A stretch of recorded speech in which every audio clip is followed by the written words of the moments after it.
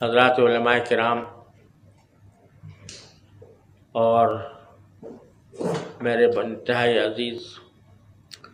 اور مہربان ساتھیوں، السلام علیکم ورحمۃ اللہ تعالی وبرکاتہ۔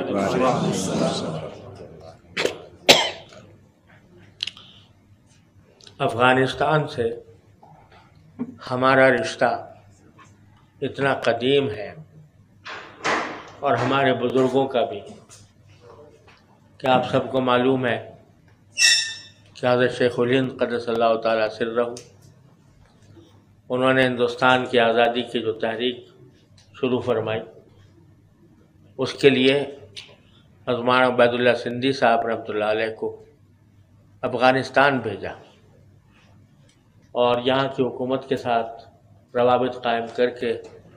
ہندوستان کو آزاد کرانے کے لیے ایک عظیم جد و جہد فرمائی۔ اور اس سے بھی پہلے آج ہم الحمدللہ حضرت تمیم انصاری اور حضرت جبیر انصاری رضی اللہ تعالیٰ عنہما کے مزارات پر اللہ تعالیٰ نے حاضری کی توفیق عطا فرمائی۔ تو حضرت عثمان رضی اللہ تعالیٰ عنہ کے وقت سے یہ اسلام اور اسلام کے جہاد کا مرکز رہا ہے، اور آپ سب حضرات کے لیے انتہائی مبارکباد کا مقام ہے کہ اللہ تبارک و تعالیٰ نے وہ جہاد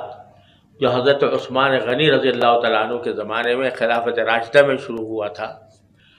اس کا تسلسل آپ حضرات نے قائم کیا، اور اللہ تبارک و تعالیٰ نے اپنے فضل و کرم سے فتح مبین عطا فرمائی اور امارت اسلامیہ کا قیام عمل میں آیا۔ اللہ تبارک و تعالیٰ اس کو مزید ترقیات عطا فرمائے، استحکام عطا فرمائے۔ اور آج کی اس محفل میں اس کا ایک ایک لمحہ ہمارے لیے بہت ہی زیادہ مسرت کا، خوشی کا، افتخار کا لمحہ ہے کہ آپ حضرات سے سالہ سال کے بعد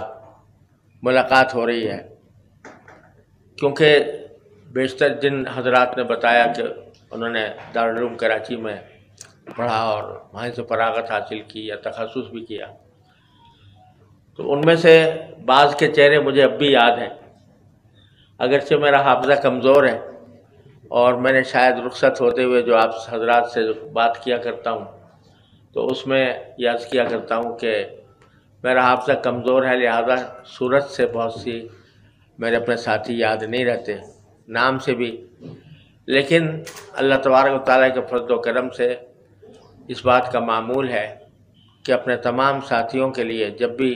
دعا کی توفیق ہوتی ہے تو سب ساتھیوں کے لیے علم و عمل کی، اللہ تعالیٰ کی رضا کی کے لیے دعا کرتا ہوں۔ تو آپ حضرات سے مل کر اتنی مسرت اور اتنی عجیب کیفیت ہے، کیفیت و سرور کی، کہ الحمدللہ ہمارے ساتھی چاہے وہ جامعہ دارالعلوم کراچی میں پڑھے ہوں یا کسی اور ہمارے بڑے مدارس میں انہوں نے تعلیم پائی ہو، لیکن وہ جتنے بھی ہیں انہوں نے جہاں بھی فراغت حاصل کی ہو وفاق المدارس کے چھتری کے نیچے کی ہے۔ اللہ تبارک و تعالیٰ نے وفاق المدارس کو ایک ایسا ہمارے لیے صاحبان بنایا ہے کہ کوئی کہیں بھی پڑھ رہا ہو لیکن آخری امتحان اور آخری اسناد اس کی وفاق المدارس سے جاری ہوتی ہے، لہذا آپ سب حضرات کسی بھی جامعہ میں پڑھے ہوں وفاق المدارس کے ابناء میں داخل ہیں اور وفاق المدارس کے کام میں آپ کا حصہ ہے۔ تو اور خاص طور پر اپنے وہ ساتھی جو جن سے بہت عرصے تک ہمیں ملاقات نہیں ہوتی یا ان کے احوال کا پتہ نہیں چلتا، تو جب ہم دارالعلوم میں ہم نے ایک سلسلہ شروع کیا ہے کہ مختلف سن کے جو فضلاء ہیں وہ جمع ہوتے ہیں کسی وقت، اور ہر ایک اپنے اپنے جو کچھ کس کام میں مصروف ہے وہ اس کے بارے میں بیان کرتا ہے، اور پھر اگر کوئی سوالات ہوتے ہیں تو ان کا بھی جواب دیا جاتا ہے۔ تو آج آپ حضرات سے جو یہ یہاں ملاقات ہوئی ہے، یہ سمجھ لیجئے کہ ہمارے اس سفر افغانستان کا ایک بہت بڑا حاصل ہے کہ جس میں اللہ تعالیٰ نے آپ حضرات سے ملنے کی اور اس بات کی اور زیادہ مسرت ہے کہ آپ حضرات میں سے جتنے بھی ہیں وہ کسی نہ کسی دین کی ایک عظیم خدمت میں مصروف ہیں، اور اس بات کی اور زیادہ خوشی ہے کہ امارت اسلامیہ جو ایک نئی ریاست اللہ تعالیٰ نے قائم فرمائی ہے، اسلامی ریاست، اس کے ساتھ آپ اس طرح جڑے ہوئے ہیں کہ ان کے مدارس میں بھی آپ کام کر رہے ہیں، ان کے تخصصات میں بھی کام کر رہے ہیں، ان کے جو مسائل ہیں معاشی ہوں یا اقتصادی ہوں یا سفارتی ہوں، وہ ان سب میں آپ کا بیشتر حضرات کا حصہ لگا ہوا ہے اور اس خدمت میں آپ مصروف ہیں۔ ایک زمانے میں تصور یہ ہوتا تھا کہ یہ سیاست جو ہے یا کوئی حکومت چلانا یہ مولویوں کا کام نہیں ہے، ملاؤں کا کام نہیں ہے۔ ملا کے دوڑ مسجد تک، یہ جملہ ہمارے ہاں مشہور ہے کہ اس کا سارا کچھ علم اور عمل وہ مسجد کی حد تک محدود رہتا ہے، لیکن آپ حضرات نے یہ ثابت کر دیا الحمدللہ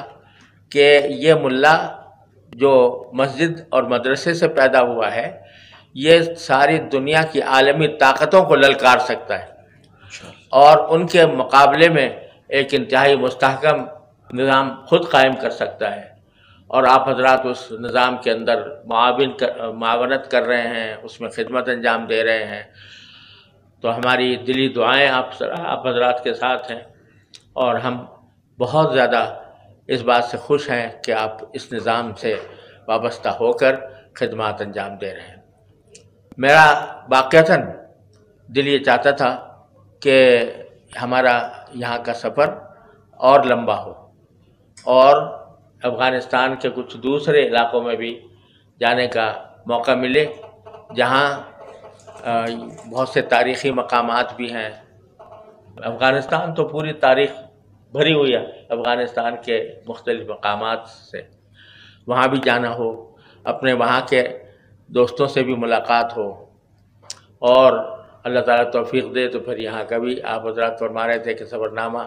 وہ بھی لکھنے کا، اگر جب میں بوڑھا ہو گیا ہوں لیکن دل چاہتا ہے کہ اس کا سفر نامہ بھی لکھوں، اور لیکن مالا یدرک کلو لا یترک کلو، یہ ارادہ ہے کہ ان 4 دنوں کی بھی روداد انشاءاللہ مرتب کریں گے اور اس کو شائع کریں گے اللہ نے چاہا۔ اللہ تعالیٰ نے اگر زندگی دی اور پھر کسی وقت آنے کا موقع ملا تو میں سمجھتا ہوں کہ اس وقت ہو سکتا ہے کہ کچھ مزید مقامات کی زیارت نصیب ہو، لیکن طول عمل یہ کوئی اچھی بات نہیں ہے مجھ جیسے بوڑھے کے لیے۔ پتہ نہیں کب اللہ تعالیٰ کی طرف سے پیغام آ جائے اور آدمی وہاں اللہ تعالیٰ کی بارگاہ میں پہنچ